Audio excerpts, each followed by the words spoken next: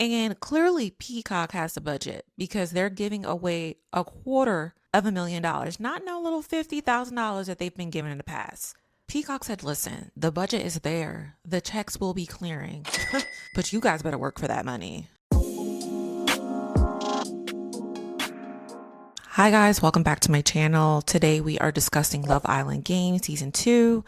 Season 2 has officially started and I already have some thoughts. I'm so excited about this show. We have a new cast. We have new format.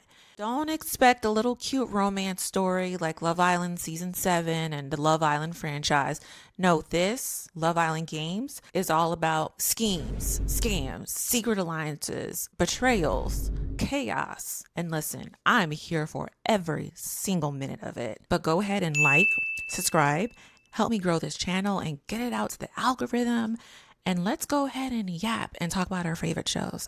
As someone who loves game shows, strategy shows, competition shows, whether if it's physical competition or if it's social strategy, this is right up my alley. And this is such a good transition from the diabolical mess of season 7. Ultimately, with Love Island Games, if you're not winning challenges, if you're not making alliances, if you're not keeping your social capital up, you're on the chopping block. If you're a winning couple, that guarantees you safety. If you lose, you're vulnerable. So first up, we meet our players. We have KK, who's from season 5. She's an absolute doll, beautiful girl. If you ever heard that Soul Ties is crazy, that came from KK and her hot mess of a season with Keenan. For those that haven't seen season 5, their couple, it was an absolute dumpster fire. Not only was it a dumpster fire, but he got dumped from the island and KK decided to go home with him. I've seen interviews over the past few years where KK, she has given herself grace. She's learned from her mistakes. I am rooting for her. I am starting off on a brand new slate with her. I'm just going to pretend like season 5 didn't happen and we're going to start fresh for Love Island Games. All right. Next, we have Andrea. Andrea was from season 6, Love Island USA. Many of you guys remember her when she coupled up with Rob. She walks in saying she's back. And I'm like, girl, you were here for 5 minutes. She only lasted 5 days in the villa. 5 days. I guess it's good to see her back. She let us know that she's fresh off an 11th month breakup, but apparently, allegedly, the internet has been whispering very loudly saying that maybe she broke up with him right before the show. If that's not true, great. If it is, it's looking a little scammy. Next, we have our girl Andreina from season 7. She came in on a jet ski. You know, last season it was short. Very short and chaotic run. She already let us know that Johnny, Tyreek, and Josh has been her DMs. Wait until she sees who is going to be her castmate. She claimed that she's back to take someone's man. The Lulu energy is activated. She's here for love. And we gonna see. So definitely rooting for her. Next we have Tyreek. Tyreek is from Love Island UK season 10. He was one of the top 4 finalists. He was with Ella at the time. One word, menace. Tyreek is a menace. Tyreek is who you guys thought Ace was. Tyreek is confident. He's cocky. He's always scheming. He's always strategizing. He's always planning. Even his mother told him, don't be yourself or they won't like you. That just tells you a lot right there. So I'm definitely excited about him being on the show. He's going to start up a lot of mess intentionally, but he's also smart enough to make sure he lasts in the show as well. So definitely excited about Tyreek. Good casting. Next we have Lucinda. She was on Love Island UK season 7. She was on Australia season 5. Now she's on Love Island Games. Lucinda is back on the franchise for a 3rd time. Lucinda said that she is not a competitive person. She is here for love. Lucinda said that she is here for a short time, not a long time. Lucinda, I'm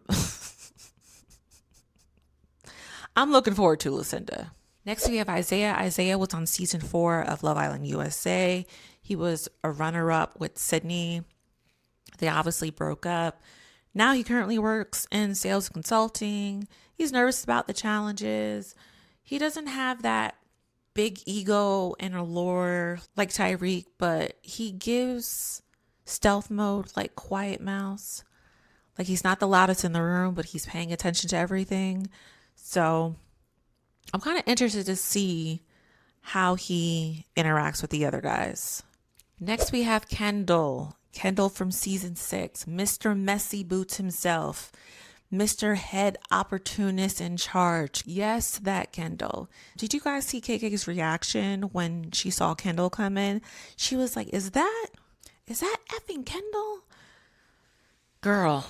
Kendall claims that he's here for love and for challenges. Sure, Dan. He claims that he's athletic and he has a good head on his shoulders. I don't know how this is going to go. I'm just going to go by what he says. I have a strong inkling when it comes to physical challenges. He's not going to be leading in them, but he's going to have to rely on his personality. So let's just see how that goes. I'm excited that he is a cast member because he's messy. And you know what? I'm here for the mess. Next, we have Garby. Garby is from Belgium season 4. Off the back, I'm already going to like Garby. She's very sweet. She's wholesome. I can tell that she doesn't play any games. Like, she's about her business. She let us know off rip that she is very competitive and she's about her coins. All right. Next, we have Mert. He is from Love Island, Netherlands and Belgium season 2 and season 3. He was a professional soccer player. He's giving me lover boy energy. And so I just want to say thank you for casting. Thank you for casting, for blessing us with Mert. And that's all I have to say. Next, we have Nicola. She is from Love Island, Malta. She is very cute, quirky.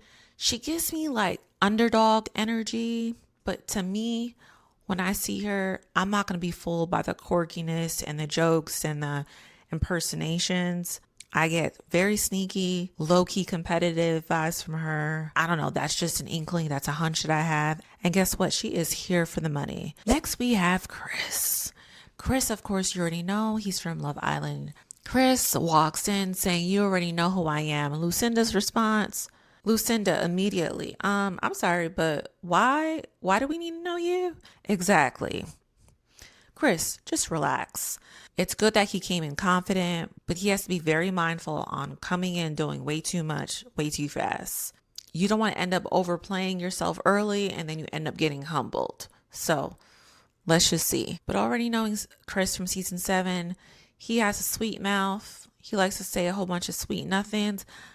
It's going to be more of that this season and it's going to add more to the mess. And I'm not even mad about him being on the cast. Okay, so next we have Josh. He's from season 3. Josh is a personal trainer. He was coupled up with Shannon. And then unfortunately he had to leave the show for family reasons. Unfortunately, his sister passed. And his sister actually encouraged him to be on the show. So he is back for another run. He is ready. He is ready for war. I'm happy that he decided to push through and come back on the show. He's not playing any games. Listen, he said that 250K is his. Is his. So definitely happy to see him back on the show. Now we have all of our 12 cast members. The group, they're chatting with one another. The guys are gossiping on who they're feeling. Josh so far is into Andreina, KK, and Andrea. Tyreek said that he's interested in Andrea and KK. Chris got his eyes on KK, Andrea, and Nicola. Isaiah said that he's interested in Andrea, Andreina, and KK. And I'm looking at the commonality, Andrea and KK. They are hot commodity, and I love that for them. Off the back, Tyreek says that there's no competition. But all right, Tyreek, we'll see about that when it's time for you to actually perform and compete. All right? The girls are having the same exact conversation. Andrea is already speaking up, plotting on who's vibing with who. She lets the girls know that Josh is her number one. She predicts KK will go for Chris. Admits that she likes Chris, but she also likes Josh. And yes, girl, keep your options open. So Ariana arrives and she lets them know off rip there are new rules. Things are different this year. You guys are not playing for chump change. You're playing for $250,000. Listen, Peacock said, we got money. We got Skrilla. We got Moolah. We got it all. Ariana lets them know they can focus on strategy or romance is their choice. So everybody's stoked because there's $250,000 on the line, but also they're a little surprised because there's going to be live voting this year. All right, so it's time to jump into the first challenge. There's like this gladiator style obstacle course with balloons and slime and snakes. They have to compete two at a time, girls versus girls, boys versus boys. They have to race against each other against the clock. Whoever gets the fastest time, they get to pick first during the coupling ceremony of who they want to partner up with. And everyone who participates in this particular challenge, they end up getting a rank, and that's going to essentially determine their coupling order. Quick highlights from the challenge. Garby was the fastest overall. Garby was the fastest in the women's category. She beat everybody, like the fastest time. Chris had the fastest time for the boys. Now it's time for them to choose who they want to partner up with. They have to pick someone without even knowing what their final ranking was. So you could potentially end up with someone that was dead last. Despite Chris and Darby's strong performance, they chose not to couple up with one another. Ariana asked Garby what was her decision. She said that she has a game playing strategy in mind. And Chris's reason, he said some odd thing like, she's the strongest physically, but I'm more mental and I'm going based on what I saw. Sir, you don't even know her. Chris, are you okay? So Garby ends up choosing Kendall. Reminder, Kendall came in dead last in the challenge. Chris chooses KK. Andrea chooses Josh. Tyreek, Andreina, Nicola, Isaiah, and then the last couple is Mert and Lucinda. All right, so we got our couples. Everything's nice. Everything's sweet. Then you already know how this goes. There's always going to be a surprise twist, especially in episode 1. So now enters our new bombshells. We have Charlie from season 7. So we have Solène from Love Island France, and she was also on Below Deck as well. So they each have a necklace that lets them pretty much kiss whoever they want. Solène's gonna be a kiki to me. She was so offended that Mert didn't give her any eye contact. Solène, listen, she came in very ruthless. I am not here for a short time. I'm here for a long time, and I can't even be mad at that. She ends up stealing Mert from Lucinda. Now Lucinda is left vulnerable. Next, Charlie does his rounds. He ends up stealing Andrea from Josh. Is Josh happy? Absolutely not. Josh definitely lets his emotions show on his face. So now Josh is left single and vulnerable. So Ariana lets Lucinda and Josh know, you guys are vulnerable. It's not looking too good, but you have 24 hours. Things can change. So we already know there's going to be a challenge, a duel, or a battle of something coming up. And this is where I'll go ahead and give my quick analysis and prediction of each couple. Impressions, green flags, red flags, whatever the case may be. I'm getting friendship couple. Maybe something might grow. I'm really unsure. But I feel like Garby was aware of Kendall's performance. And I don't think she knew that he came in dead last. But I think she's highly aware that he is popular. He's from the popular season 6 of Love Island. So I can definitely see her choosing Kendall as a partner more to gain some social capital, I can say. And I think she's going to have a strong season. She's very competitive. I can see her being strategic as well. She's here about her coins. And her deciding to choose Kendall is going to keep her safe socially. He's a shield. So we have Chris and KK. Oh, Lord. I'm still skeptical of Chris. When they had their first conversation, he already pointed out that he watched her season and he used those struggle words, ride or die. That's not a compliment. In this day and age in 2025, that is not a compliment. KK is a bit smitten. I'm a little worried for her, but at least half the boys admitted they like her. So at least she has options in this villa. I already know she's here for love and the coins. Maybe hearing about that $250,000 could have changed some things. But as long as she doesn't get too invested and keep her options open and keep her eyes on the prize, I think she's going to be fine. Now, when it comes to Tyrique and Andreina, Tyrique's going to keep her around for a short time and not a long time. In their first conversation, they're looking real cute. They're looking cozy, even though he finds her very attractive and likes the attention he's getting from her.